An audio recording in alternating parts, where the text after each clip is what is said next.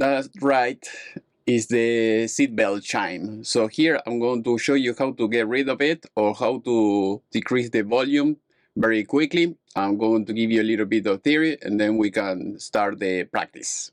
I'm going to give you a little bit of theory, so that way it will help you to understand what you have to do in this case. So if you don't want to hear the beeping sound anymore, so this is the dashboard. Here you have the miles and then the RPMs. So in some place in the dashboard, you're going to have the speaker. So what you have to do basically is you have to unsolder one of the legs of the speaker, and then you have to solder that leg to the potentiometer, and then the leg in the middle, you have to go back to the board, to the electronic board. If you don't know what is a potentiometer, it looks something like that. That's why I made these 3 legs like this. And this little thing that is aiming like that is this. This is what you have to move. It's like the old radius, so that way you can, move it up and down the volume. I mean, you can increase or decrease the volume. So for me, it's very annoying. I don't want to use the seatbelt all the time. So it's a bad thing, at least to me. The government is, removing your freedom or reducing your freedom is like the smokers. Smokers, they know that they are going to live less if they smoke. So driving without a seatbelt, it doesn't affect anybody, just the person that is driving by, and that's it. So other than that, I'm going to show you now the step by step in the practice, so that way you can reduce the chime of the speaker. Also, if you don't want to use the seatbelt, at least you will not hear that noise. Otherwise, some people they put something, or they cut the cables, or they do something else. I prefer to do this because even when you back up, when we are van, you hear the noise of the sensors as well, and everything is very annoying. So I don't want to hear it that much. At least, very, if you can reduce the beeping sound as much as possible. That is my idea. That is why I'm doing this video. So if you want to do the same, I'm going to teach you step by step how to do that. Right, let's say that you have to remove the odometer. You don't know how. I'm going to teach you how in this car. As you can see here, you have one hole. There you have the other hole over here.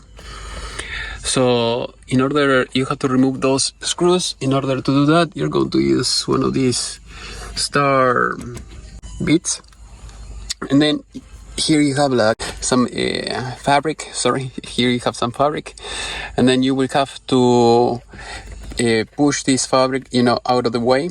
And then, as you can see here, you have one screw on that end, and then you're going to have the same screw in the other end. So it's kind of a little bit complicated, but it's there. There is the other one. So you have to move it on the side, and then you will have the screw over here.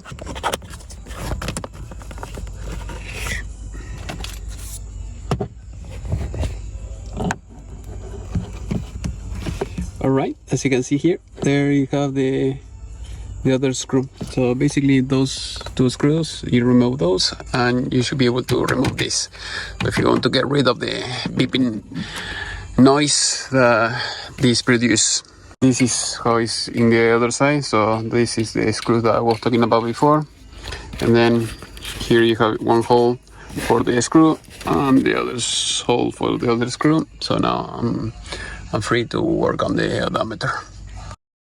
Well, like I mentioned before, here you have the electronic board. All you have to do is, with the solder, you have to unsolder it. So you can release one leg, or you can release both legs, whatever works for you. So in this case, I'm going to release both legs, and I'm going to solder one leg to the board and the other leg to the wire that is going to the potentiometer, and that way, and the other leg from the electronic board to the potentiometer. So that way you have it in series.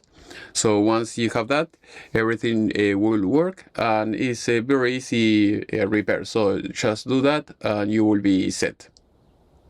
As you can see, is out. Now we have to do what I just said.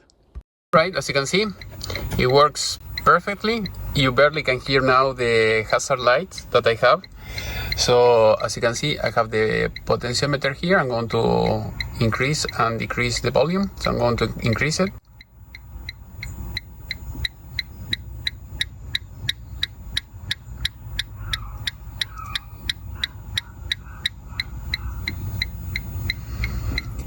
And if you buy, for instance, a potentiometer with a switch built in, you can remove the sound directly. I mean, if you want to do that. I hope this video was useful. If you have any question, please let me know in the section below. Also, I am in US, so if you want me to send you any tool, parts, or anything like that, just let me know as well. Thank you, and see you next time.